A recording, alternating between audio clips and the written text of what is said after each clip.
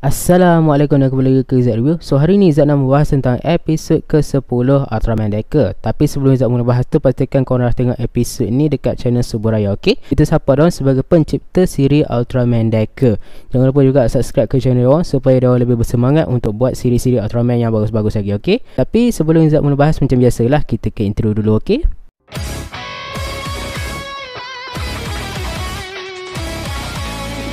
Episod ke-10 Ultraman Decker dibukakan dengan kejadian di 10 tahun yang lalu, di mana Kazaki Sawa bersama dengan kru dia iaitu Maki Shigenaga telah pun datang ke sebuah tempat pegunungan. Dan dekat dalam gua tu, diorang ni telah pun menjumpai sesuatu. Kita kena pula berlanjut ke opening, dan tajuk untuk episod hari ni adalah Manusia dan Raksasa ataupun dalam bahasa Inggerisnya Man and Monster.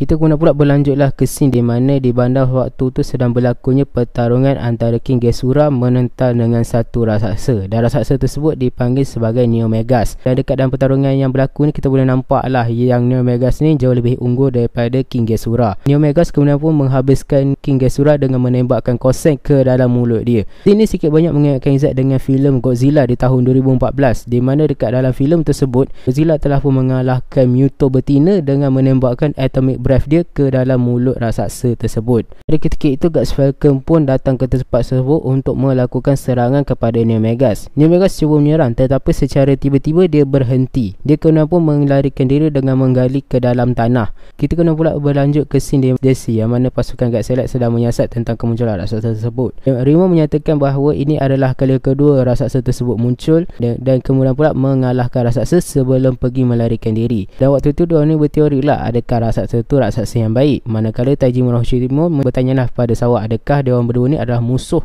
semula jadi. Dan Sawa ni menidakkanlah teori tersebut kerana dua raksasa ni berasal daripada tempat yang berbeza. King Gesura daripada air, Sarura ni pula daripada tanah. Tapi ketika itu, Hanejiro telah pun menyatakan bahawa diorang ni telah pun menjumpai batu stratum yang didapat daripada tempat yang berbeza. Dan Hanejiro pun menyatakan juga bahawa yang data mengenai kemunculan raksasa tu tak terdapat pun dalam databank milik pasukan Guts Select.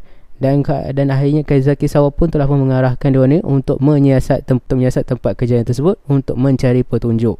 Kazaki Sawa pun mengetahuilah pasukan Guts Select yang terdiri daripada Ichika, Rimon dan juga Asumi ni ke tempat kejadian tersebut. Dan dia suruh diorang ni mengutip apa sahaja yang diorang nampak kat depan mata, macam batu, sampah dan juga daun. Sebab benda tu boleh digunakan sebagai sampel untuk menjejak di mana keberadaan raksasa tersebut. Hasil daripada tu, diorang ni pun menyatakanlah hanya ada satu batu sahaja yang berasal daripada tempat yang berbeza. Dan diorang ni pun mula menyiasat kat mana kedudukan batu tu. Dan kedudukan batu tu sangat banyak je, sampaikan diorang ni macam menyebabkan diorang berputus asa pada ketika itu. Tapi Kazaki Sawa ni menyatakan bahawa batu yang dijumpai itu tak dijumpai di satu tempat saja, tetapi dijumpai di dua buah tempat. Dan waktu tu Sawa ni menyatakan bahawa dia ni perlu berusaha lagi untuk mencari petunjuk untuk menyelesaikan misteri keberadaan raksasa tersebut. Kita kena pula berlanjutlah ke satu lagi scene di mana Taiji Morohoshi ni telah pun bertemu dengan Kazaki Sawa. Dan sewaktu tu dia pun menyatakan kat Sawa ni supaya Sawa ni tak bekerja terlalu kuat lah. Sebabnya dia risau lah kalau Sawa ni terlalu menumpukan sangat pada kerja dia tu. Kapten Taiji pun menceritakan bahawa senjata baru iaitu DG-001 tu telah pun siap dibuat. Mengatakan bahawa Dr. Yuichiro Asakage mengatakan bahawa ujian terhadap senjata tersebut bakal dibuat tak lama lagi.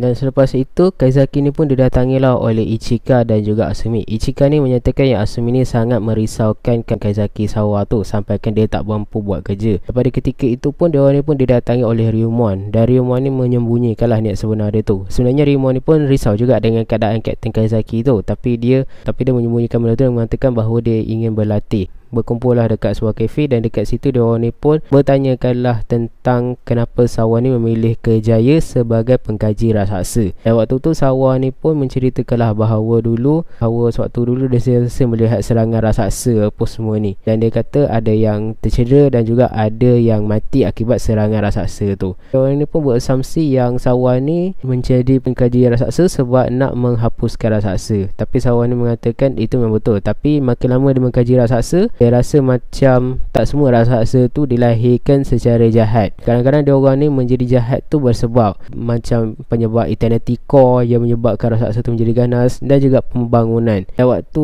tu dia ni pun menyatakanlah pembangunan yang dibuat oleh manusia itu bukanlah salah manusia, sebab ada pembangunan yang memang diperlukan. Pada ketika dia orang tengah bercakap tu, Asumi ni pun bertanyalah, kalau macam tu apa kita perlu buat kan dengan raksasa tu? Hidup bersama dengan raksasa tu dan menjaga dia ke? Tapi Kaizaki Sawa tak dapat menjawab soalan tu lah. Dan pada ketika itu Ryumon pun menunjukkanlah video penyerangan Neo Megas dekat bandar tu. Dan waktu tu diorang perasan yang raksasa tu terhenti dengan cara yang sama, seolah-olah macam ada sesuatu yang pelik yang dah berlaku pada dia. Lepas tu Sawa ni pun cubalah menyelidik lagi tentang pergerakan raksasa tersebut. Dan ternyata dia orang menjumpai gelombang otak sewaktu raksasa tu mengenai tanah tu adalah sama. Dan waktu tu dia orang mula sedar yang dia orang ni terlalu menumpukan tentang daripada mana tempat datangnya. Dan waktu tu dia orang ni menyatakan bahawa yang raksasa tu bukannya menyerang tanpa sebab, tapi sebaliknya ada seseorang yang mengawal raksasa tersebut. Kaizaki Sawa pun secara tidak sengaja telah pun mengingati tentang seseorang yang pernah bersama dengan dia dulu. Dia kemudian pun menyuruhlah Ryumon untuk menjadi seorang penyelidik raksasa bernama Maki Shigenaga yang merupakan seorang penyelidik raksasa di bawah TPU. Dan dia terus melarikan dirilah daripada tempat tersebut. Semua pun mengikuti dia. Kita pun berbaliklah ke semula ke Nest JC, di mana pada ketika itu Ryumon dan Ichika telah pun menjumpai informasi tentang orang yang dikatakan oleh timbalan Kapten Kaizaki itu. Maki Shigenaga ni adalah penyelia Sawa sewaktu dia berada di TPU, dan dia juga merupakan pensyarah di universiti di mana tempat Sawa itu belajar. Dan dia menyatakan bahawa dia telah pun dibuang 5 tahun yang lalu.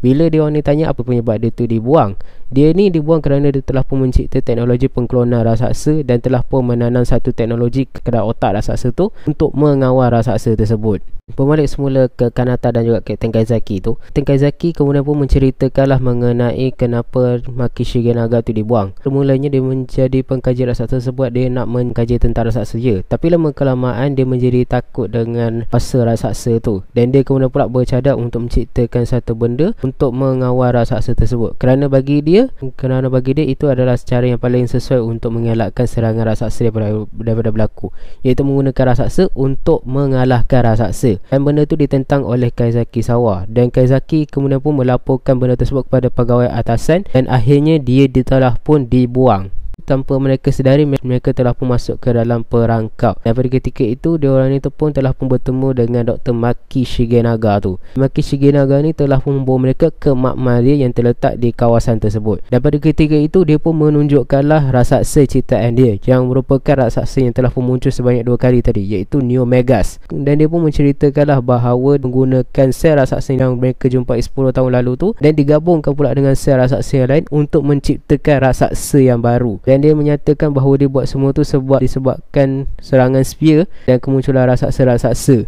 Dan ramai orang daripada luar negara terutamanya menginginkan senjata untuk menghapuskan raksasa tersebut. Dia pun menyatakan bahawa tujuan dia buat macam tu adalah untuk dia menunjukkan kepada Sawa tu siapa di antara orang ni yang betul dan siapa di antara orang ni yang salah. Kaizaki Sawa ni pelik lah, macam mana Shigenaga ni boleh mencipta raksasa tu sedangkan dia tak mendapat apa-apa tajaan pun daripada TPU, dan rupa-rupanya dia mendapat tajaan daripada orang lain. Tapi pada ketika itu maka Shigenaga ni mengetahui bahawa Ryumon dan Ichika sedang berada dekat kawasan tersebut untuk menyelamatkan Asumi dan juga Kapten Kaizaki. Dia pun membangkitkanlah Neo Megas ni, dan Asumi pun berubahlah menjadi Ultraman Decker dan menyelamatkan Kapten Kaizaki. Pertarungan antara Ultraman Decker dan Neo Megas pun terjadi, dan waktu pertarungan tu kita boleh nampak lah yang kedua-duanya sama kuat. Kapten Kaizaki Sawa cuba untuk menghentikan Profesor Maki Shigenaga ni tadi, tetapi dihalang. Sewaktu pertarungan tu berlaku, Ultraman Decker ni pun menggunakanlah dia punya Ultra 2 Sword dia, dan dia teruslah bertarung. Tapi macam tadi juga, Ultraman Decker tetap pun menghadapi kesulitan. Sawa ni menyuruh Maki Shigenaga untuk berhenti kerana Neo Megas ni jauh lebih bahaya daripada raksasa yang biasa. Ultraman Decker pun diserang habis-habisan oleh Neo Megas ni tanpa belas kasihan lah, sampaikan dia ni kena tembak dengan kuasa milik Neo Megas tu. Ichika dan Ryumon pun telah pun tiba di tempat tersebut. Ryumon segera menjatuhkan pistol milik Maki Shigenaga. Ichika pula merampas loket milik dia, dan dengan bantuan daripada Sawa, loket tersebut berjaya dimusnahkan. Maki Shigenaga ni menyatakan bahawa loket tu bukan setakat digunakan untuk mengawal raksasa tu je, tapi sebagai satu cara untuk membataskan kemampuan raksasa tersebut daripada mengeluarkan kuasa dia. Dan disebabkan itu, raksasa tersebut menjadi semakin ganas dan menyerang Decker tanpa belas kasihan, sampaikan Decker dan juga Neo Megas ni akhirnya beradu kosen ya. Tapi malangnya waktu tu Decker telah pun kalah, tapi bernasib baik Kanejiro telah pun membawa Guts Hawk dan menyelamatkan Ultraman Decker. Ultraman Decker pun berubahlah daripada Flash type ke bentuk Strong type, dan dengan menggunakan Dual Net Breaker dia pun berjayalah mengalahkan raksasa tersebut. Akhirnya Maki Shigenaga pun telah pun ditahan oleh pihak TPU. Pihak TPU pun telah pun berjaya menjumpai penaja yang menaja Maki Shigenaga ni tadi. Kawan ni pun menjelaskan bahawa tak ada siapa lagi yang boleh menciptakan Neo Megas. Kawan ni pun menyatakan bahawa dia berjanji, Maki Shigenaga ni pun menyatakanlah bahawa sifat optimistik milik Sawa tu takkan mampu untuk menyelamatkan apa-apa. Tapi Sawa ni menyatakan dia nak mengelakkan konflik daripada berlaku. Dia tak nak nyawa raksasa dan nyawa manusia ni saling terancam, dan dia bercadang untuk mencari jalan supaya konflik tersebut tidak berlaku lah. Dan dia berjanji bahawa dia akan menjumpai jawapan tersebut. Dan episod pun habis. Okey, macam biasalah, lepas kita dah breakdown, kita review lah pula kan episod kali ni. Bagi Zat, episod kali ni sangat-sangat interesting lah Zat boleh cakap kan. Sebabnya dia banyak mengambil reference daripada filem-filem kaiju daripada Jepun ya. Salah satunya adalah sewaktu mereka ni menyelidik tempat kejadian penyerangan raksasa tu. Sebenarnya ada satu filem Jepun yang baru keluar, Izzat tak ingat keluar tahun bila, tapi ada mengisahkan tentang manusia ni cuba untuk membersihkan bangkai kaiju yang dah pun mati. Dan bila diorang terapkan benda tu ke dalam ni, nampak lagi interesting lah. Dan misteri kali ni pun nampaknya jauh lebih menarik ya, dan berjaya membuatkan Izzat tertanya-tanya apa yang sebenarnya yang terjadi ni. Sebab dekat dalam trailer kita memang tak rasa pun macam raksasa tu dikawal dan sebagainya. Kalau macam kita tengok daripada cerita Ultraman Dyna pun, kau mungkin kita boleh rasa macam, oh episod kali ni mesti sama macam Ultraman Dyna, di mana dia dikawal. Tapi beza dengan Ultraman Dyna tu, di mana Ultraman Dyna tu profesor yang mengawal Neosaurus tu akhirnya telah pun mati akibat dibunuh oleh Neosaurus. Tapi Maki Shigenaga ni masih lagi hidup. Dan dia punya cara cerita dia ni lebih kurang sama dengan Ultraman 3 sewaktu pertarungan dia menentang Evil 3. Dalam Ultraman 3 tu, Kengo Masaki tu ditahan oleh pihak TPU. Dia lebih kurang sama lah. Episod kali ni pun nampak lagi interesting dan lebih banyak tertumpu ke arah karakter gemar Izzat, iaitu Sawa.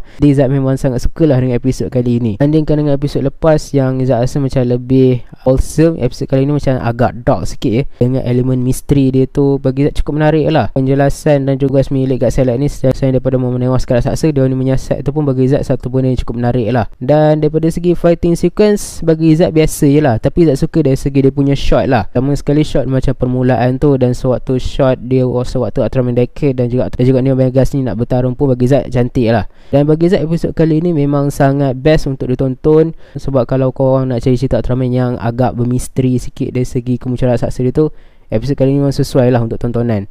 So Izzat rasa itu sajalah review Izzat untuk episod kali ni. Kalau korang dah tengok episod kali ni, apa lupa korang jangan tinggalkan komen, jangan lupa like, share dan subscribe ke channel Izzat. Kita jumpa lagi di next video. Okay, Assalamualaikum dan bye.